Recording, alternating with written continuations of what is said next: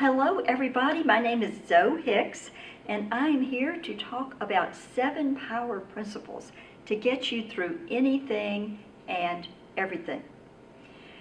Now, we all go through tough things. Some of the tough things we don't choose to go through. Maybe a serious illness, for example, or maybe the death of someone that we really love. These are not things we choose, and yet we go through them, and I'll call these rough, tough things. But then there are also those things that we do choose. Maybe, for example, we're trying to get that advanced degree, or maybe we're trying to write a book, or maybe raise a teenager. These are all also tough things, but they're things that we choose to go through. So I call the tough things that we choose to go through the huff and puff tough things, because we got to huff and puff to get through it. Now, I'd like for you to take just a minute and write down the hardest thing that you have ever been through in your life. Just take a second and jot that down. And now, I'd like for you to give yourself a score from 1 to 5, with 1 being, I barely made it, and 5 being, I sailed right through. Now, how many of you gave yourselves a 5? Okay, well that means that we can all learn something about how to go through tough things in a more efficient, effective way, right? So let's get started. We're going to look at the 7 principles, the first 2 of which are getting rid of excess baggage, stuff we don't need to have in our lives when we're trying to go through something tough. The last 5 will be what I call energy boosters, principles to motivate us to get to where we are going. So let's take principle number 1. And I like to use the analogy of climbing a mountain.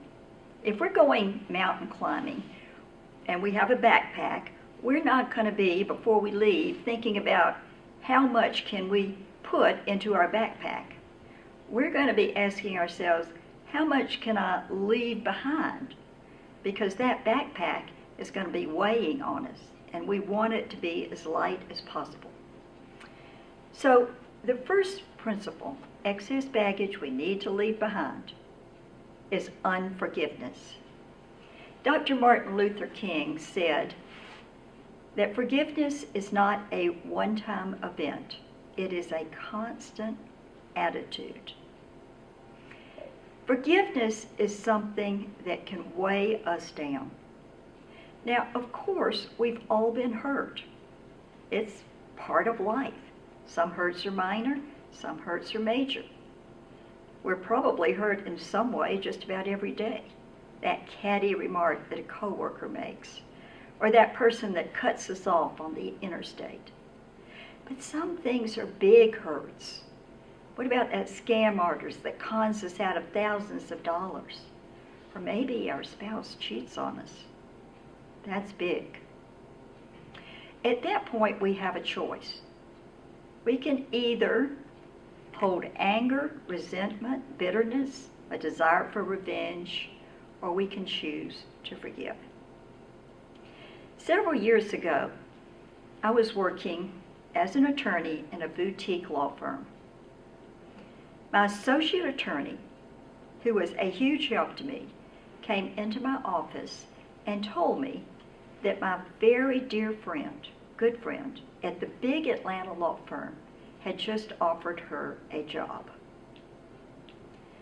Now, I at first thought I must be hearing this wrong, because no, this wasn't possible. But as she continued to talk about when she was leaving my firm and going to work for my friend at the big Atlanta firm, I realized this was for real. I managed to contain myself until she left, but as soon as she left my office, I called up my husband and invited him to my pity party, which was going to begin that night at the restaurant of my choice. Now, we got to the restaurant and I poured out this story Oh, I was hurt, I was humiliated, I was shocked, I was disappointed. And my husband was the perfect pity party guest because I was totally right and this other person was totally wrong, and he was supporting me every way he could, but feeding all my anger, bitterness, revenge that I was holding inside of me. Well, this actually went on for several days until finally I realized I can't go on like this.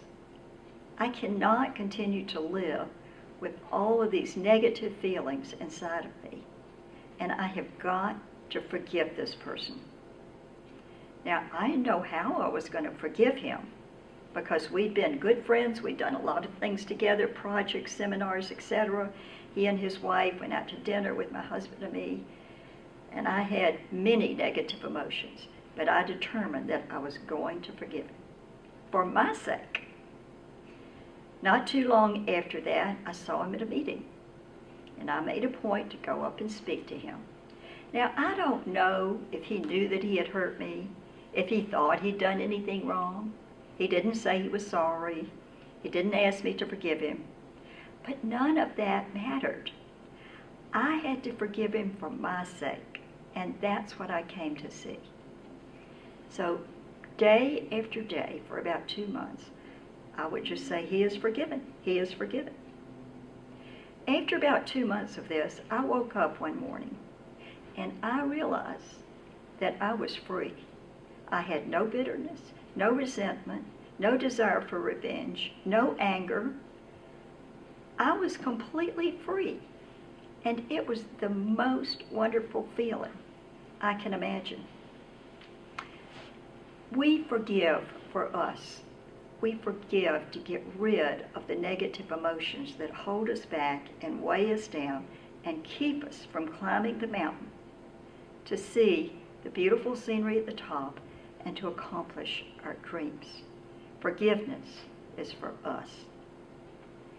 All right, principle number 2, one more piece of excess baggage we do not need in our lives is the fear and stigma of failure. John Maxwell, leadership coach guru, says that sometimes we win and sometimes we fail. And that's the way we should view failure, as a learning experience. I like to say fail forward or learn from our failures. Now, failure is inevitable. We're all going to fail because it's how we learn to do anything. It's how we learn to walk and talk and swim and ride a bike and anything else we learn to do. We made plenty of mistakes.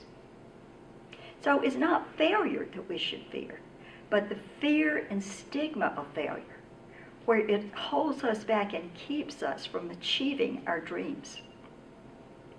Let's think for a minute about successful people that failed at some point in their lives. The best or the greatest baseball hitter of all time in the major leagues was a man named Ty Cobb. Ty Cobb batted .366 over a 24-season period, which means for you non-baseball fans that 36.6% of the time when he came to bat, he got a hit. But it also means that 63.4% of the time when he came to bat, he failed. Now think about that. The greatest batter of all time failed most of the time when he stepped up to the plate. Let's go on. Michael Jordan was cut from his high school basketball team. Steve Jobs was fired from the company he started. Albert Einstein's teachers didn't think he would amount to much. Oprah Winfrey was demoted at her first job in broadcasting because she was not seen fit for TV. Decca Records cut the Beatles because we don't like their sound. Dr. Seuss's first book was rejected by 27 different publishers. Abraham Lincoln lost his first 8 elections. Failure is not the problem. It is the fear of failure, the stigma of failure, that is the problem. Only when we allow failure to hold us back, keep us from moving on, keep us from learning, keep us from keeping on trying, that it becomes the baggage we need to dump. It's only by being willing to fail that we can find out what we were truly meant to be and capable of doing. Okay, let's go on to principle number 3. And this is our first, what I'll call, energy booster, where we're going to climb up the mountain, and we need some things to motivate us and help us to get there. All right, principle number 1, find a mantra and hang on to it. Paul of Tarsus said, hang on to truth. Now, this is helpful because when we're going through something tough, if we could just find that truth, it can help us to hang in there when things are scary, difficult, worse than we had thought, etc. The first year of law school was, for me, a terrifying experience. It was not the kind of education I was used to. I was used to sitting in a classroom, taking notes, memorizing the material, and just regurgitating that on the exam. And I could do that. But I got to law school, and law school was about speaking and thinking on your feet, reciting in front of a large group of people continuously, so that we would read cases, we would come in to the class with maybe 100 other people in the class, and the professor might say, Ms. Hicks, give us the facts of Cameron versus Dorsey. And heaven help the student who had not read the case. We had one professor that actually threw erasers at students who were not prepared. That wouldn't happen today, but back in the day, it did. So I would be expected to recite the facts, and then the professor would say, what was the issue in the case? I had to know the issue. What did the court hold? What was the decision of the court? What was the minority or dissent? What did the dissent write? And with which do you agree and why? Now, I was being grilled, or whoever, by the professor in front of all these students. So this terrified me because I was afraid I would have the wrong answer. I was afraid maybe I wouldn't get all the cases read that night, and on and on. And it was the most terrifying experience for me at that point in my life that I could have imagined. But I found a mantra, and that mantra, I will tell you, got me through the first year of law school. And if I hadn't had it, I don't think I would have made it, really. Now, I'm a person of faith, so I found a verse of scripture that helped me. But any mantra that is truth will help you get through something really tough. The verse of scripture that helped me get through that year was from the book of Isaiah. Fear not, I am with you. Don't be afraid, I am your God. I will help you, I will strengthen you, I will uphold you with my victorious right hand. I recited that every day on the way to school. It went over and over in my mind while the professor was voluntolding us. You didn't volunteer, you got voluntold. It was recited on the way home. I do not think without that mantra I could have done it. But that truth got me through. And any truth will help get us through something really, really hard. All right, principle number 4, the next energy booster. Add value to others. Albert Einstein, certainly one of the most, if not the most brilliant men who lived in the 20th century, said adding value to others is more important than success. Wow. Why would Albert Einstein believe that adding value to others is more important than success? Well, perhaps he knew that adding value to others brings us success in the most important way: fulfillment and happiness. Now let's think about it. If we're going through something hard, what are our options? Well, some people turn to drugs and alcohol. That's an option. But that is temporary at best. At worst, it becomes addictive and is very detrimental to us. So long term, that's probably not going to be the best solution. Other people turn to counselors. And counselors are good and can be very helpful. But we're probably not going to have the counselor with us every day for the rest of our lives. So that too is temporary. Even prescription drugs are shown to be effective, and this is in the withheld literature that the drug companies don't want us to know, only 51% of the time. So even drugs like Prozac and Zoloft are not fully effective and are, as any drug, temporary. But adding value to others is something that we can do every day for the rest of our lives. The leadership guru John Maxwell says that leaders have influence, and influence comes from adding value to others.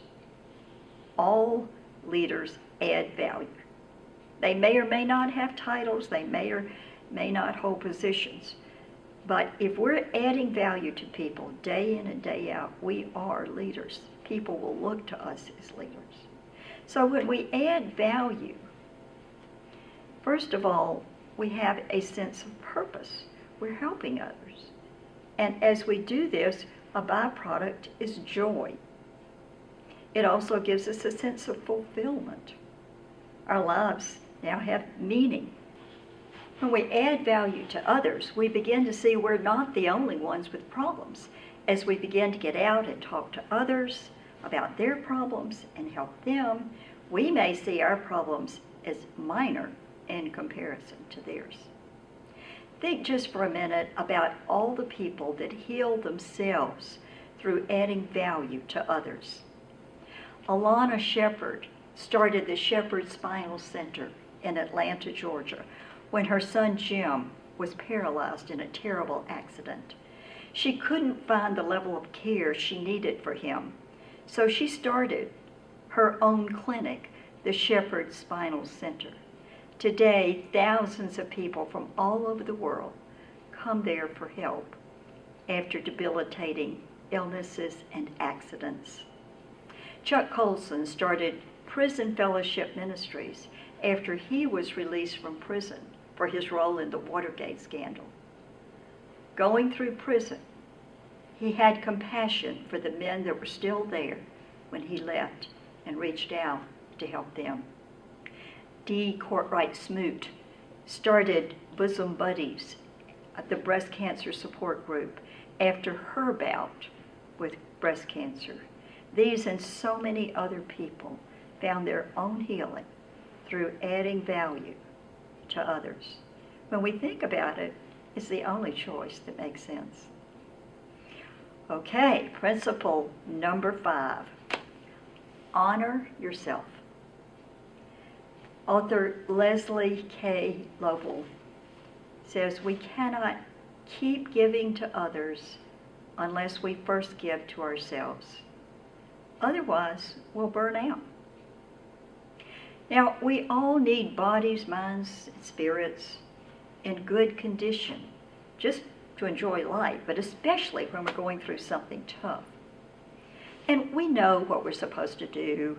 We're supposed to eat right, we're supposed to exercise, we're supposed to live stress-free.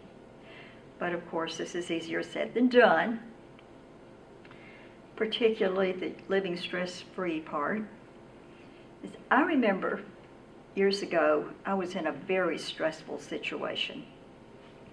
I was afraid that one of my clients was going to sue me because of some miscommunications between us. And during this time when I was afraid that I was going to be sued and we were going to lose everything we had and we would be homeless on the streets, I went to visit a mentor who was at that point in an assisted living facility. Her mind was sharp, her body was deteriorating. But as I told her about the situation, she gave me an article that she had read, written by the president of a seminary. And this man said that the antidote to fear, and believe me, I was afraid, was rest and believing prayer. And he talked a lot in that article about the importance of rest. Well, let's think about that. I know that I certainly function better after a good night's sleep. And in fact, I do everything that's really hard in the morning after I've had some rest. And yet the National Sleep Foundation says that 40 million Americans do not get a good night's sleep at least a few nights a week. And that these people suffer from 70 different sleep disorders. So if we're having trouble with sleep, let's get some help because it's important to reduce stress. There's one more thing that we can do. A nursing school in Florida offers a course for the nursing students. Now, these are people that are going to be helping people professionally get well. They're going to be caring for others. So, of course, they have to keep themselves in shape to be able to do that. So this nursing school offers a course on self-care for the nurses to teach them how to care for themselves. And in addition to the basics of eating right, exercise, reducing stress, this course teaches the nurses how to engage in activities that will pour back into them when they are depleted, such as yoga, massage therapy, music therapy, pet therapy, art therapy, meditation, journaling, and whatever else can minister to us as we are drained and depleted. And the nurses learn techniques, and then in a weekend initiative, they come back and share with the group what worked for them.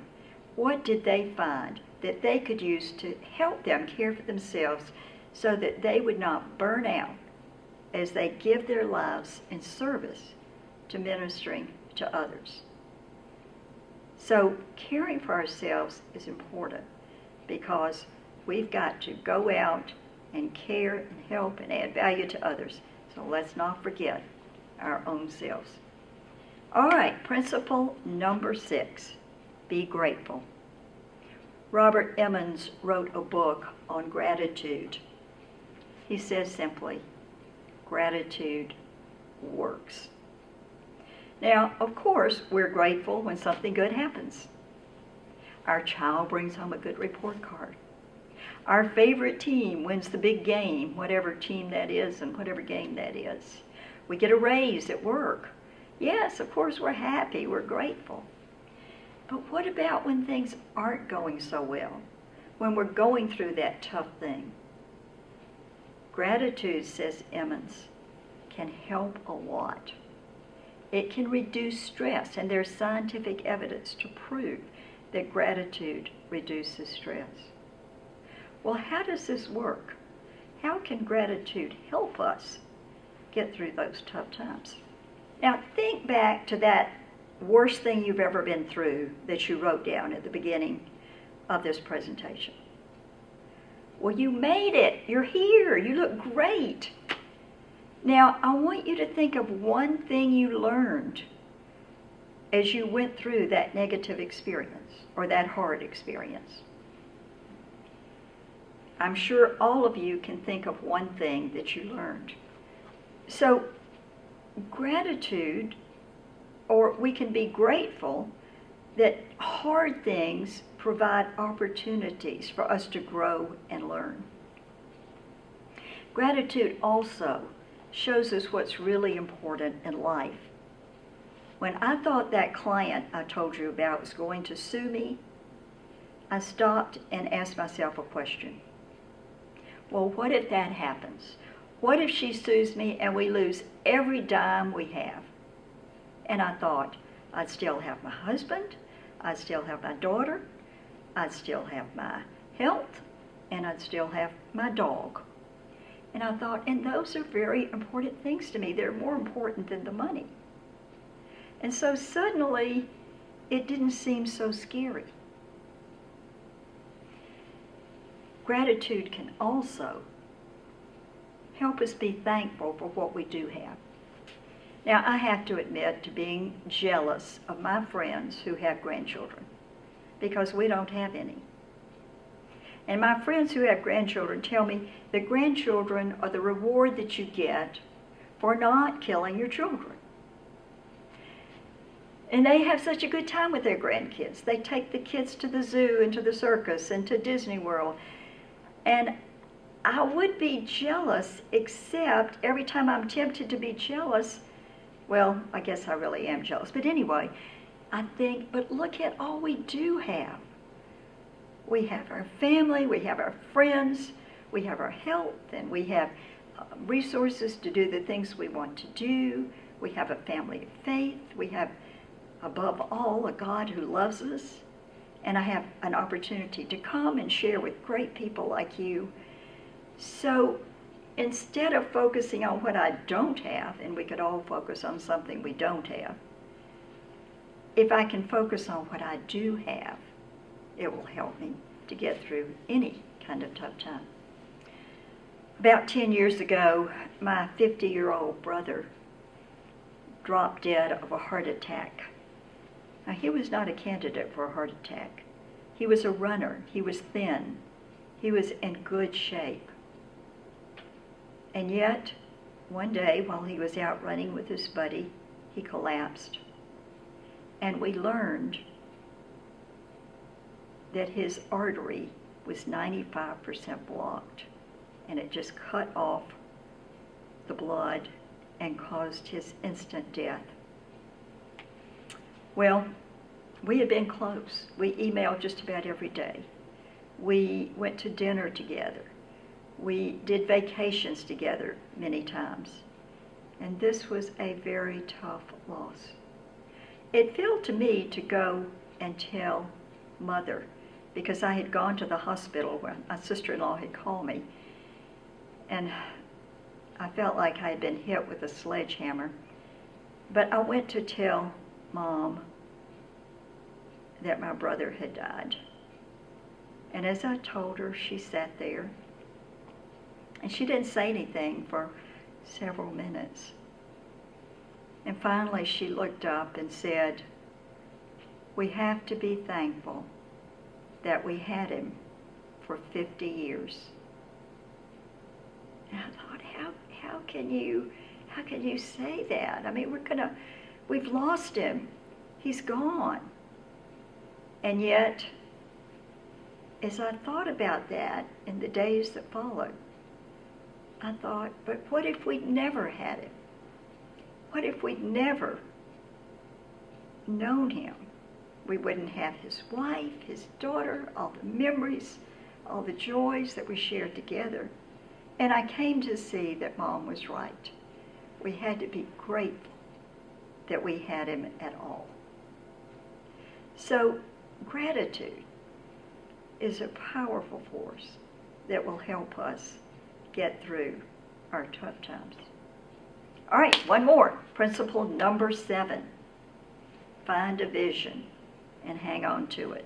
Motivational speaker Steve Maraboli says to be successful, we need specific intent, clear vision, a plan of action, and the ability to maintain clarity.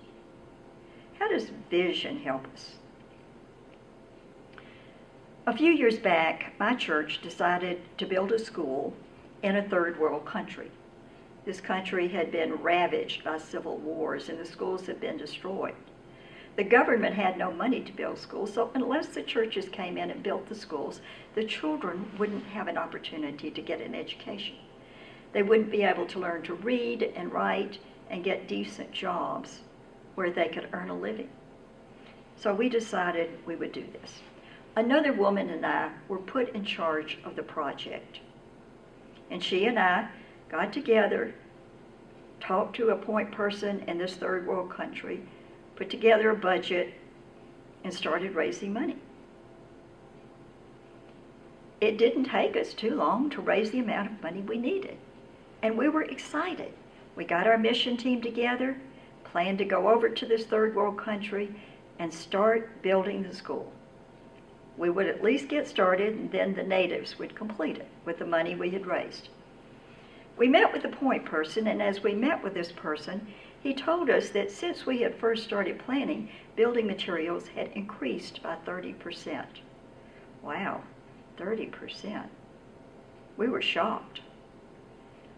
We didn't really know whether to trust him or not, but we didn't have much choice because he was the only person that we really knew in this third world country. So, as we left him that day, knowing we had to go back to our church and raise more money, I looked at my co-chair and said, "I guess you have to kiss a frog to get to the prince." Little did I know that I would wind up saying that to her about 100 times before that school got built. Well, we went back, we raised some more money, and then we got our team together and headed to the third world country. We arrived on the site, they met us, they were glad to see us, they escorted us to our accommodations where we would be staying, and the next morning we met with our point person and the architect who had drawn the building. We sat down with them and they said, there's just one problem here. The government won't approve these plans until we add about 3 or 4 more new rooms. We've got to have a room for the nurse, for the registrar, and on and on.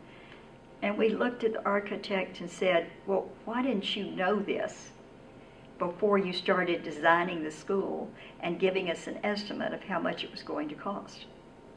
Some lame excuse was given. We had to go back again and raise another amount of money so that we could add these additional rooms to get the building approved by the government. But we started working on the school with that team, came home, raised some more money, went back to the third world country. Now, every time we needed something in the third world country, our point person would always provide it for us, or if he couldn't provide it, he would have a relative that could provide it. And after a while, we began to see that everybody we were dealing with was related to this person in the third world country. And I said after a while to my co-chair, you know, we have a whole family of frogs to kiss to get to our prince. But we kept plugging away. We kept raising the money we needed. We kept coming back to the congregation. Finally, after several trips back home to raise more money, the school was completed. We got word from the third world country back in Atlanta, and we took a team over to put in a library and to build a playground. When we got there with, I think, our third mission team, all the children were lined up in straight lines in front of the school, and they were singing to us. They had planned a program complete with poems and songs and presentation of native costumes to us. And as soon as they finished their song and they were allowed to break rank, they all ran up to us. They wanted our autographs. They wanted things that we were wearing to keep for souvenirs. We felt like rock stars. All of the grief, all of the pain, everything that we had been through was worth it. To see the joy in those children's faces that they could go to school. But during the process, during all of the times that we had to kiss the frogs and go back to our congregation time and time again to ask for more money, we kept the vision in mind. We saw the children sitting in the classrooms, learning, studying, learning to read and write. And that carried us through the pain and the grief. So the vision, keeping the vision in mind, is a great motivator. Okay, there you have it, ladies and gentlemen, our 7 power principles. 2, dumping the excess baggage. We don't need unforgiveness or the fear and stigma of failure to weight us down. And then our energy boosters. We want to find a mantra and hang on to it. Add value to others. Honor ourselves by caring for our bodies, minds, and spirits. Choose gratitude. And finally, keep the vision in mind. I hope these power principles will help you with all of your rough, tough things and your huff and puff tough things. Good luck, thank you, and God bless you.